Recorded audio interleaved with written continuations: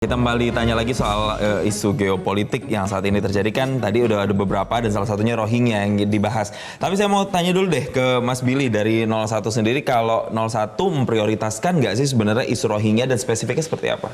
Iya, isu Rohingya kan sebenarnya isu pengungsi yang terus berulang. Dan sebenarnya jika isu itu sudah berulang tentu perlu antisipatif dari awal. Dan kita sudah punya Perpres tahun 2016 yang mengatur pengungsi tapi itu tidak berjalan optimal. Dan yang sering kali muncul adalah bagaimana ketika kita menjalankan kemanusiaan tapi justru yang terjadi adalah dirupsi dengan warga setempat, di dalam hal ini Aceh. Dari November sampai hari ini lebih dari 1.000 pengungsi yang masuk ke Aceh dan itu tanpa ada penanganan yang jelas. Paslon kami, capres kami pernah menyinggung bahwa kita perlu lagi mengangkat misalkan penyediaan shelter. Dulu kita tahu ada namanya Pulau Galang untuk menampung para pengungsi, terus kemudian dia diberikan haknya dan kemudian dari situ organisasi internasional seperti UNHCR baru turun tangan.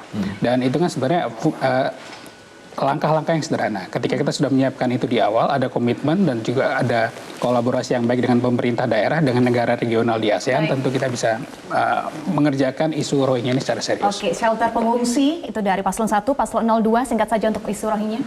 Saya rasa status quo sekarang sudah cukup menjelaskan bahwa pertama Indonesia bukan merupakan signatory state dari UNHCR tahun 51 maupun protokol tahun 67. Tapi kita memiliki perpres di tahun 2016 untuk men-treat refugees yang datang, asylum seekers yang datang. Prinsipnya intinya sederhana, kita tidak membuang mereka begitu saja. Kita berkoordinasi dengan ketat dengan UNHCR untuk melakukan seleksi. Itu yang pertama. Yang kedua adalah yang perlu kita ketahui, mayoritas dari pengungsi ini adalah korban dari perdagangan manusia. Tidak ada mereka mendayung kapal sendiri ke Indonesia, tidak ada, mereka bayar semuanya. Lalu para human trafficker ini mengalokasikan.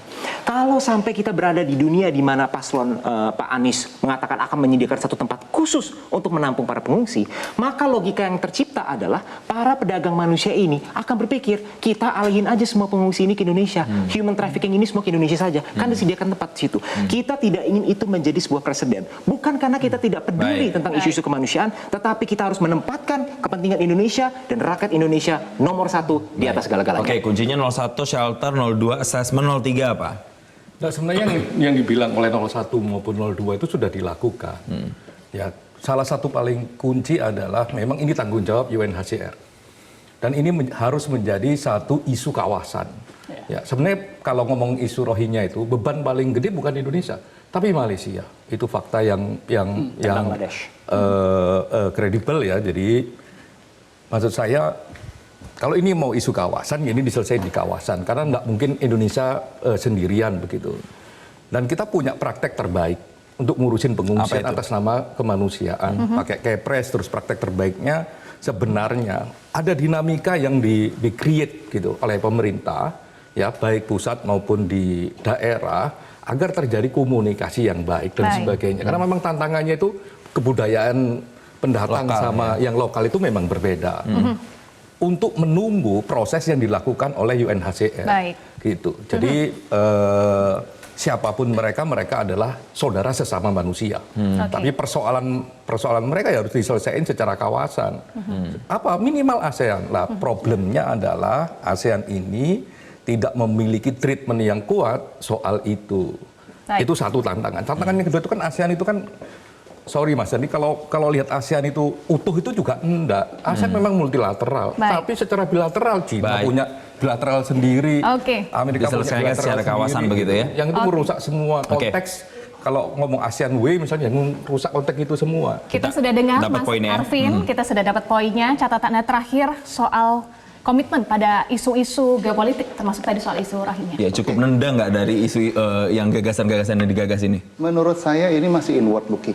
Artinya inward looking itu adalah bagaimana masing-masing paslon itu kan berusaha untuk, oke, gimana nih caranya kepentingan nasional dan masyarakat kita nggak keganggu lah oleh isu Rohingya. Tapi yang harus menjadi catatan juga itu adalah sumber dari masalah isu Rohingya itu kan karena Myanmar, gitu. Nah, tadi yang disampaikan oleh Mas Anam terkait dengan ASEAN, karakteristik ASEAN itu tentu saja berbeda dengan Uni Eropa dan seterusnya. Tapi yang harus menjadi catatan dan menjadi misi daripada ide gagasannya masing-masing calon adalah bagaimana Indonesia menjadi juru damai di Myanmar, di Thailand Selatan dan di Filipina Selatan agar pengalaman Indonesia bisa menyatukan dari Sabang sampai Merauke yang berbeda-beda suku bangsa dan seterusnya itu juga bisa dipraktekkan di Myanmar yang di mana Myanmar itu masih didominasi oleh suku Bamar seperti itu. Dan itu yang harus kemudian menjadi penekanan yang luar biasa. Kita tidak mungkin menggunakan ASEAN untuk memaksa karena memang karakter ASEAN tidak seperti itu. Begitu, mungkin itu aja. Jadi hulunya dulu ya, Hulunya yang diurusin gitu Ya, ya. betul. Dan bagaimana memfokuskan Indonesia punya taring lagi untuk bisa membujuk dalam tanda kutip Myanmar begitu mengatasi masalah di Rohingya yang sampai ini berimbas juga ke Indonesia. Terakhir sekali Mas Al-Araf, apa sih yang mau disampaikan terakhir banget nih? Udah 1 menit terakhir nih. Saya pengen nanti malam di 3 kandidat menjawab dan menjelaskan tentang pentingnya agenda reformasi TNI yang menjadi agenda reformasi 98 yang belum selesai, yakni agenda reformasi peradilan militer melalui revisi Undang-Undang 397, agar baik militer, presiden, DPR semuanya tunduk dalam peradilan umum kalau terlibat dalam tindak pidana umum. Tunduk dalam peradilan militer kalau tidak tindak pidana militer. Selama ini anggota militer yang terlibat dalam tindak pidana umum seperti Boyolali masih ditindak peradilan militer.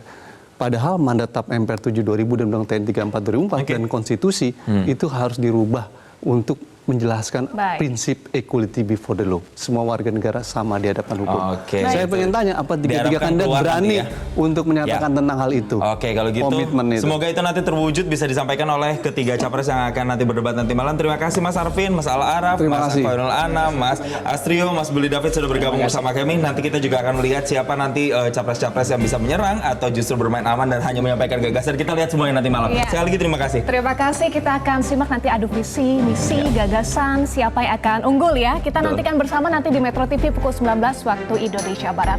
Demikianlah Newsline spesial debat. Atas nama rekan-rekan yang bertugas, saya Eva Wondo. Dan saya Jason Sampo pamit undur diri. Terima kasih dan sampai jumpa. Sampai jumpa.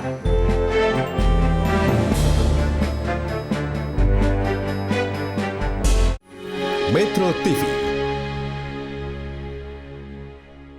Jelajahi cara baru mendapatkan informasi. Download Metro TV Extend sekarang.